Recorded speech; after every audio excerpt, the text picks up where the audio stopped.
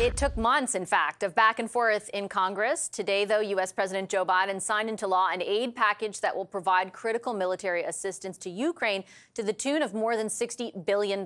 Late last night, the Senate passed the package, which also includes aid for Israel and Taiwan, after House Speaker Mike Johnson moved ahead with the bill this weekend, despite opposition from so-called MAGA Republicans. What will the aid mean for Ukraine in its fight against Russia?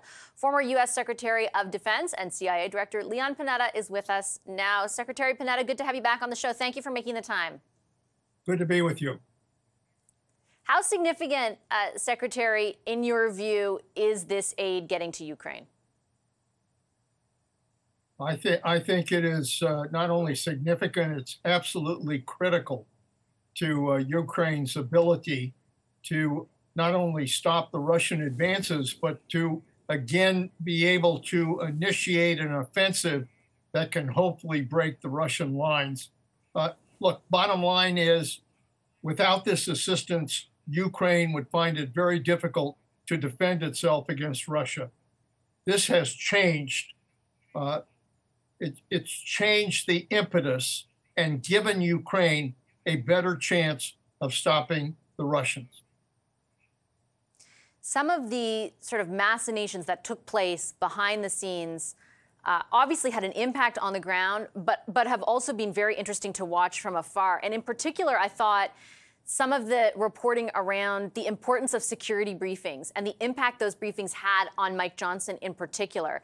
So the man who now assumes the job that you once had, the director of the CIA, would frequently brief the speaker on sort of what was going on in Ukraine and why the aid was so necessary. And ultimately, that strategy, it worked, because in defiance of the MAGA Republicans, he ultimately did go ahead with pushing that package through the House. How, I guess, as someone who has lived through that, how significant do you think it was that the president and the White House employed that strategy?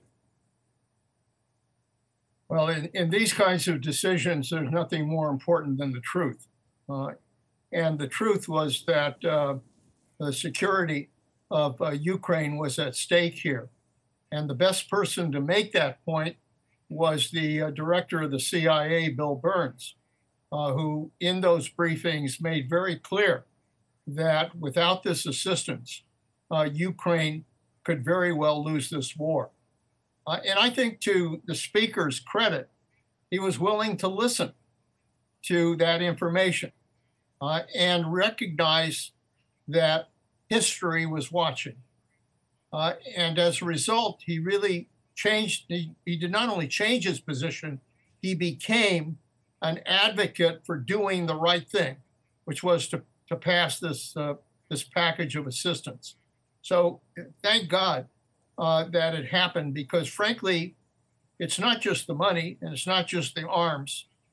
What was on the line was the credibility of the United States and whether we are true to our word in terms of providing critical aid. And today, I think U.S. world leadership has regained that credibility. Did it surprise you, Secretary Panetta, that ultimately the speaker did do, quote unquote, the right thing up against the pressure he did face, even to get rid of him from the MAGA side of the Republican Party? Because that pressure is, they're small in number, but the amount of pressure they can apply, we've seen applied elsewhere quite successfully. Well, it's no secret that in many ways the Congress, particularly the House, has been dysfunctional. And it's been dysfunctional because oftentimes it will refuse to go along with something that is in the nation's interest. And there are members who will vote to basically block what is important to our national interests.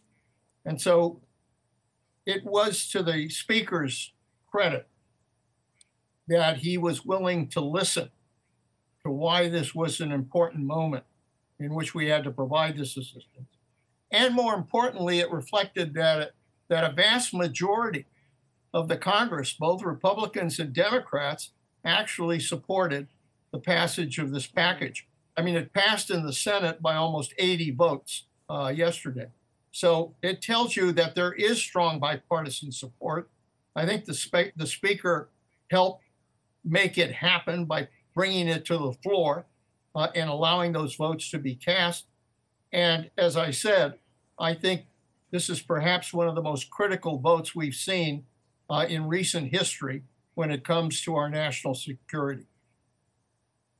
As far as the wider context of what the aid will do at this critical juncture, as you rightly characterize it, in the war, Ukraine has had a lot of setbacks because of the delay. Not just setbacks, they've lost lives, as the president has been pretty explicit about.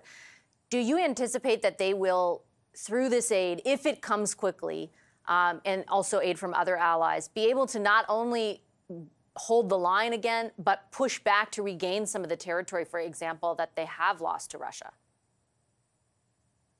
Yeah, I'm pleased that the president indicated that the aid would be forthcoming within hours, and I'm sure there's been a great deal of preparation to try to speed up this assistance to Ukraine. I don't think we should kid ourselves. Things are not going to turn around quickly. It's going to take time.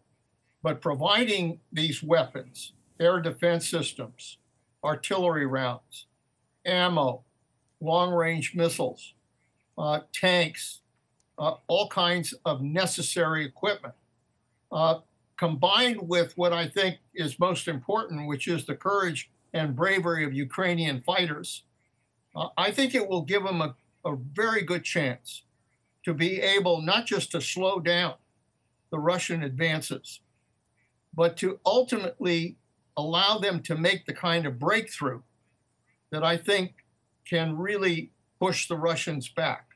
And if that happens, then I think the chances are that we really do have the ability to see some kind of end to this Ukrainian war that stops the Russians and gives Ukraine the democracy that it deserves.